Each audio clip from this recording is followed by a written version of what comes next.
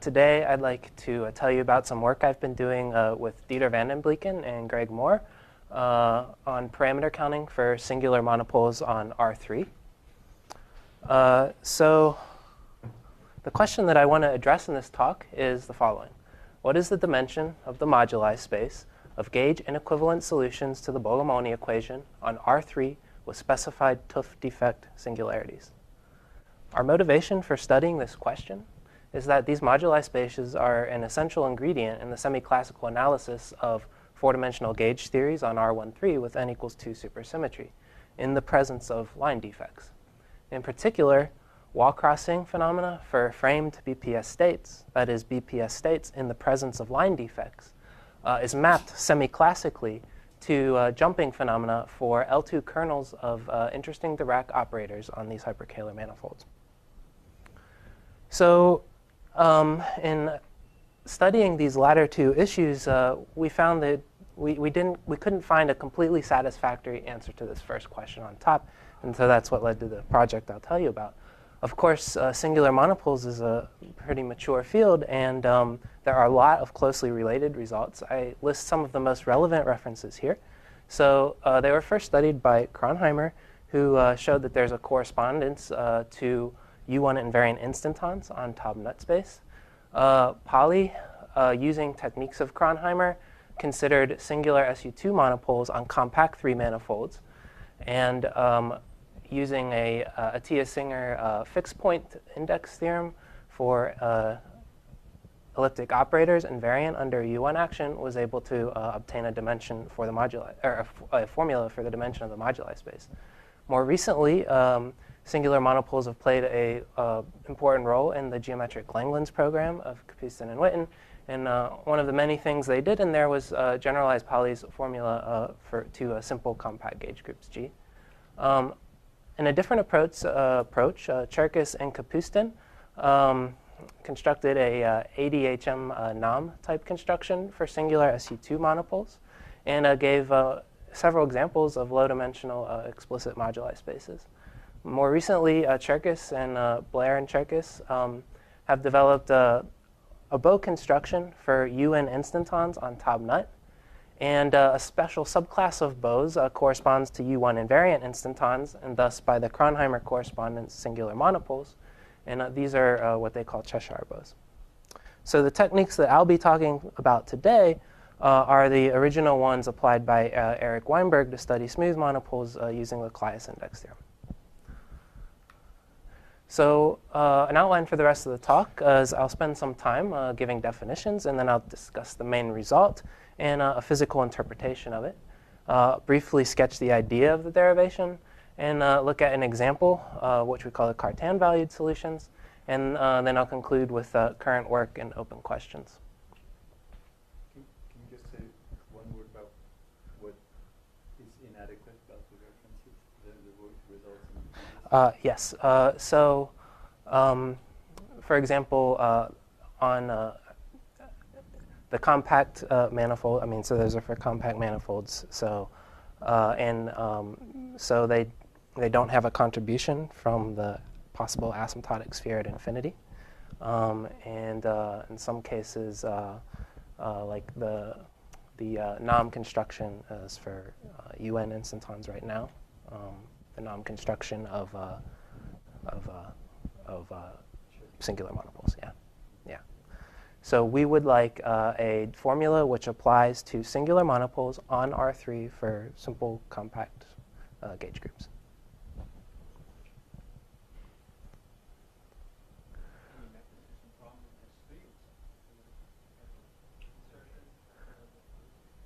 Possibly. I'm going to take a different approach. But yeah, I don't know. So let me start with a quick review of the setting. So Yang-Mills-Higgs theory on R3 cross U, or RT cross U. RT is time, and U is just R3 with some finite set of points removed. We're going to consider a compact simple gauge group G. We're going to restrict to static field configurations, which means we're considering local gauge and Higgs fields valued in the adjoint. Hooft defect boundary conditions are imposed as we approach one of these special points, xn. So the Higgs field is going to have a pole, and the gauge field strength is going to have look like a Dirac monopole embedded into the gauge group. R is the Euclidean distance to the singularity, and this curly Pn is a section of the adjoint bundle over the infinitesimal two spheres surrounding these points. Now, by using local gauge transformations, we can put this in a more canonical form, introducing the usual northern and southern patches on the two-sphere. And then the data of this curly Pn is encapsulated by this straight Pn, which is an element of the co-character lattice. Recall that that is the set of elements of the Cartan subalgebra such that the exponential 2 pi h is equal to the identity in G. And that restriction comes from the fact of wanting the gauge transformation relating the gauge field on the overlap to be single-valued. Now, gauge transformations can still conjugate these Hooft charges by Weil transformation, so the set of an equivalent Hooft charges is in correspondence with the co-character lattice modulo the Weil group. Now, we're considering monopoles on R3, so we should also discuss the asymptotic boundary conditions. So that leads us to consider the Yang-Mills-Higgs energy functional. And imposing the static condition, that's what's shown here. And we can do the usual Bogomolny trick, rewriting it this way. Now, because we have singularities, this energy is going to be infinite in the presence of Hooft defects. We're going to regularize that energy by subtracting the energy of a pure Hooft defect configuration. And I'll explain in a minute what I mean by that. But that's going to give us some regularized energy, and we're going to require that to be finite. So that's our finite energy condition, and that leads to the usual asymptotic boundary conditions for monopoles. After making global gauge transformations, those can be put in this canonical form here, where delta is some constant bigger than 0. X infinity is in the Cartan subalgebra. It's the asymptotic Higgs vev. And gamma m is the asymptotic magnetic charge. Now, in the absence of Hooft defects, this gamma m would be in the co-root lattice. That's the co-character lattice for the simply connected cover. And the reason for that is that in the absence of Hooft defects, we're just on R3, and so principal bundles are trivial. But when Hooft defects are present, we can have non-trivial principal G bundles. And so what that does is it shifts the asymptotic magnetic charge by the sum of the Hooft charges. So in general, it sits in a torsor for the co-root lattice. We're also going to restrict to the case of maximal symmetry breaking, where the Higgs vev has non-zero pairing with all of the roots. So we're Higgsing the gauge group down to the Cartan torus. And then we get a polarization of the roots into positive and negative. Now, back to that regularization of the energy, I want to claim that a pure Hooft configuration, the fields for a pure Hooft configuration are given as follows. This looks like a sum of Dirac monopole field configurations, which is what you'd expect. The slightly unusual thing is that we're choosing a distinguished representative of the Weil orbit of the Hooft charges, in particular the one that sits in the anti-fundamental Weil chamber. Now, I'm going to justify this later, but let me give you some physical intuition for why this is the right thing to do. What's physically important is the components of the magnetic charge along the directions determined by the local Higgs field. Now, the Higgs field at the defect has a pole with residue minus p. In order to compare that with an asymptotic magnetic charge, we should conjugate that minus p into the fundamental Weil chamber, which is where the asymptotic Higgs field lives. But conjugating minus p into the fundamental Weil chamber is conjugating p into the anti-fundamental Weil chamber. So given that, we can compute this regularized energy, and we find a fairly standard-looking result, just a contribution from the asymptotic sphere. However, the magnetic charge gets shifted by these Hooft charges. So this is the generalization of what Kronheimer called the non-abelian charge in the SU2 case to a simple compact G. And note that this gamma tilde m is in the co-root lattice now. So as usual, this bound is saturated by field configuration solving the Bogomolny equation. So then this leads us to define the moduli spaces that we're interested in. So these depend on the Hooft data, their positions and charges, and on the asymptotic data. And formally, it's the set of field configurations solving the Bogomolny equation, subject to the boundary conditions that we've discussed, and modded out by gauge transformations. Now, because we've fixed the Hooft charge, the set of gauge transformations are those which leave it invariant and which go to the identity at infinity. Now, the main result of our work is a formula for the dimension of that moduli space. Now, this formula is valid locally around a smooth point of the space. I'll discuss global issues at the very end, but that's a work in progress. So here I've presented it as a sum over the roots. And you see terms that are associated with the asymptotic data and terms associated with the Hooft data. And writing it this way makes it clear that it's invariant under Weyl transformations, global ones that would move the asymptotic data or local ones that would move the Hooft charge around in a Weyl orbit. That's because we're just shuffling around the alphas and we're summing over all those. However, this form does not make it clear that this is actually an integer divisible by 4.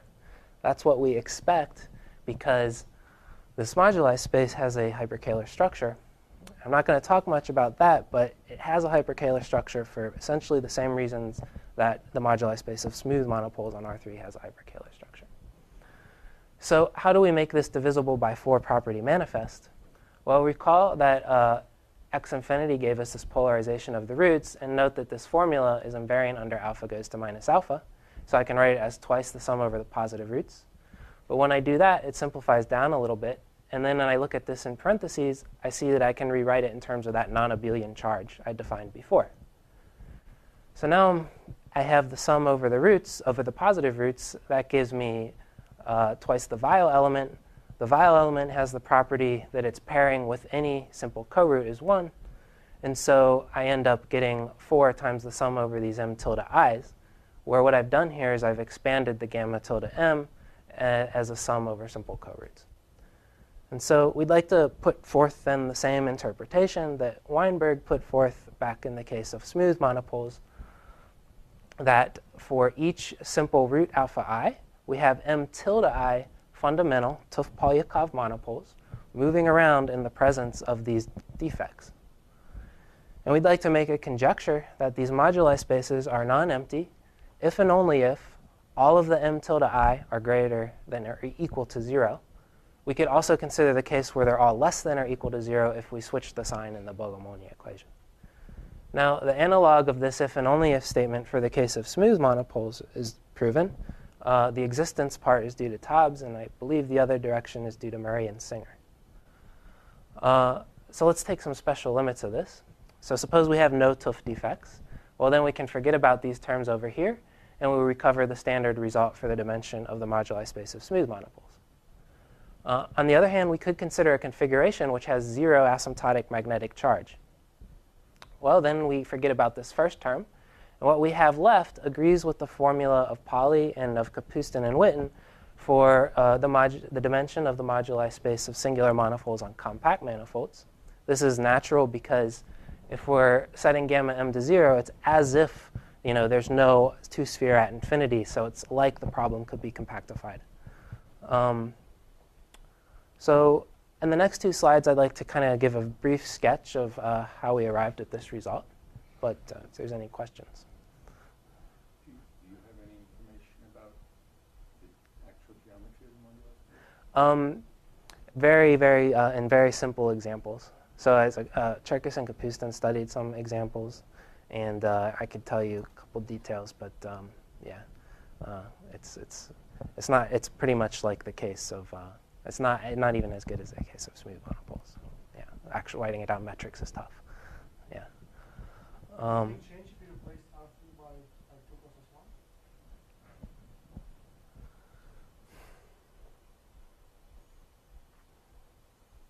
It's not obvious to me how the asymptotics were going to work out there.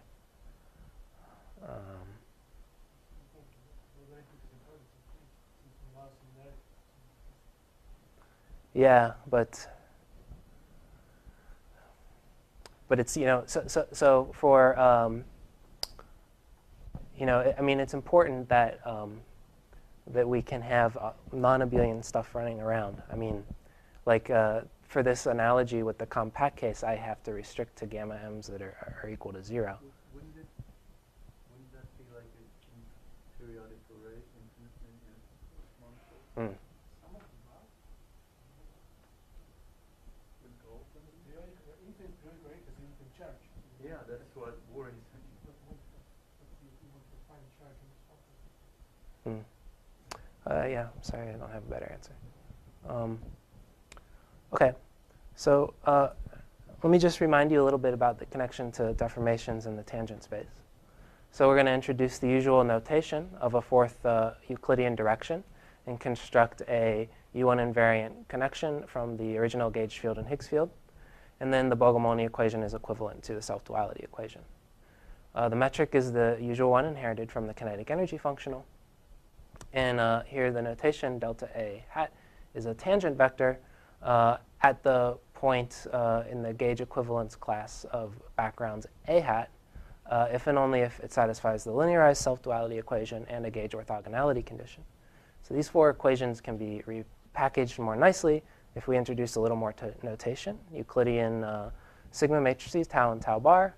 We construct this bispinner by contracting with tau. And then we construct the chiral Dirac operator by contracting the background covariant derivative with tau bar. And then these four equations are equivalent to this chiral Dirac equation. And then the dimension of the tangent space is going to be twice the dimension of the kernel of L. The factor of 2 comes from the fact that given an element in the kernel, I can reconstruct a deformation in two different ways by choosing the first or the second column of this 2x2 matrix here. One can show rather easily that the kernel of L dagger is trivial, and thus the dimension is twice the index. So Callias index theorem can now be applied to this problem. It was originally developed for R3, but it can be generalized for R3 minus a set of points. And the index of L is equal to, or is given in terms of the flux of a certain current through the boundaries of U. Now, this current is constructed out of Euclidean gamma matrices and a certain Green's function. This Green's function is a Green's function for this Dirac operator here. The Dirac operator is constructed from L and L dagger.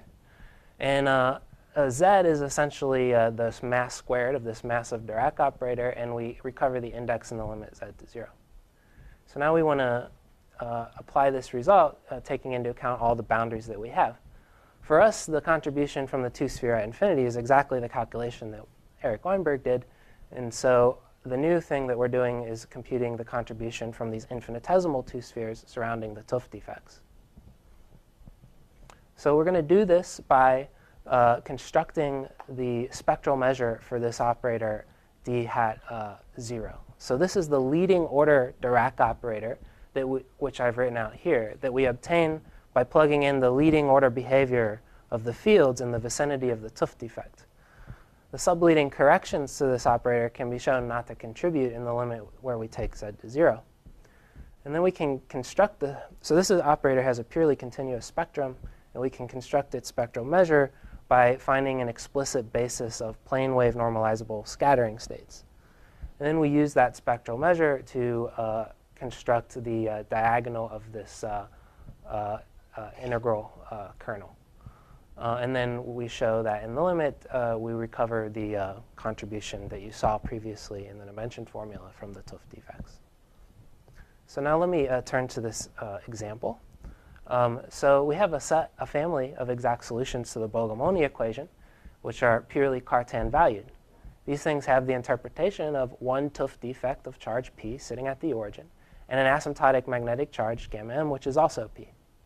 Now, we said that different Hooft charges in the same Weyl orbit are physically equivalent. However, that does not mean that if I replace the P in these formulas with some other Weyl conjugated P, those are physically equivalent field configurations. The simplest way to see that is that it also changes the asymptotic magnetic charge. So what does the dimension formulas tell us? So if I just plug in, I would get this. Notice that for all the alpha such that alpha p is negative, these terms cancel out. And so the sum restricts to only those positive roots alpha such that alpha p is greater than 0. In particular, if P happens to be in the anti-fundamental vial chamber, then this would tell me that the dimension is 0. In other words, this is an isolated point. And that's what we would expect. So this if I can verify this result by an independent calculation, that verifies the claim that I made earlier about the field configuration produced by a bunch of Hooft defects.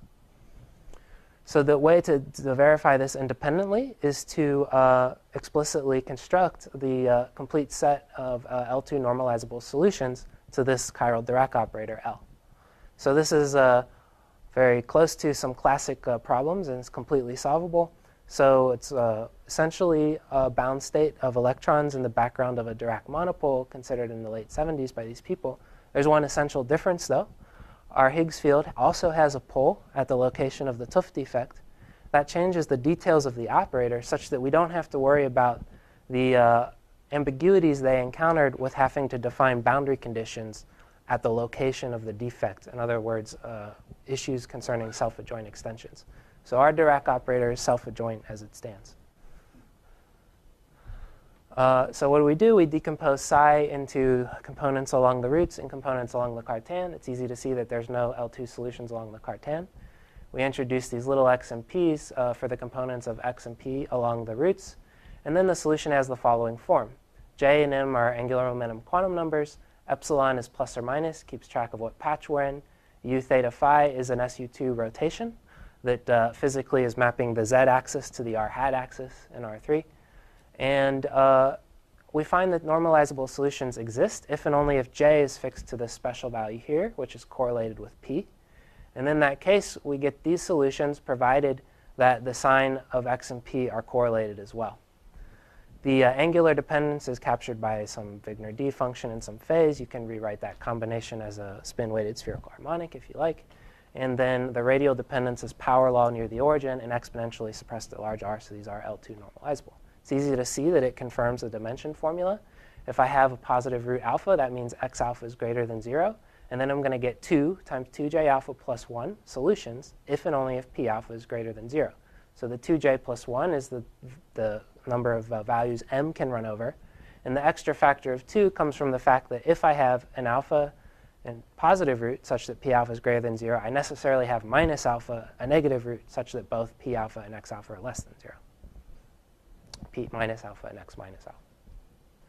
OK, so finally, I'd like to just briefly mention some things that we're currently thinking about. So one way to realize singular monopole configurations is in brane configurations involving D3 branes and D1 strings.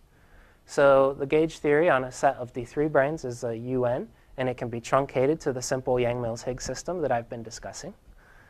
And smooth monopoles correspond to finite length D1 strings stretched between them, while Hooft defects would correspond to semi-infinite D1 strings ending on these D3 branes. And we can think of getting those as a limiting process where we take the leftmost D3 brane, say, and send it off to infinity. So this picture suggests a kind of projection and limit procedure for taking a smooth monopole configuration in a gauge theory and producing a singular monopole configuration by taking a limit where some components of the Higgs vev go to infinity, and at the same time we project onto a Lie subalgebra corresponding to the, in this picture, to the set of D3 branes which are remaining at a finite distance from each other. So we've been using this procedure to perform additional checks on our result. Now finally, I'd like to briefly discuss monopole bubbling and connectedness of the moduli space. I don't have too much to say here. The phenomenon of monopole bubbling was observed by Kapustin and Witten, and what it corresponds to is that Hooft defects can actually emit smooth monopoles. So there's a very intuitive picture of this from the branes. So imagine I take this brane over here so that I have a Hooft defect. It's still stretching across right here. So now I could break off this finite length segment and move it around. That's the Hooft defect nucleating a monopole and giving me a new Hooft defect with a different Hooft charge.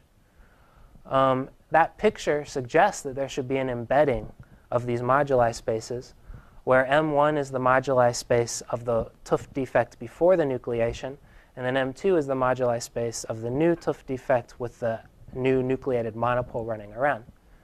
Now, in Houston and Witten, they represented, or they were able to relate M1 to the boundary of M2. Now, for them, they were studying singular monopoles on a compact space, and so they had complex moduli spaces, not hyperkähler ones. So there are some differences.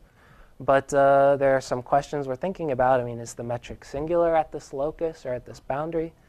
So those are things that we're thinking about right now. But I think with that, I will conclude. And thank you.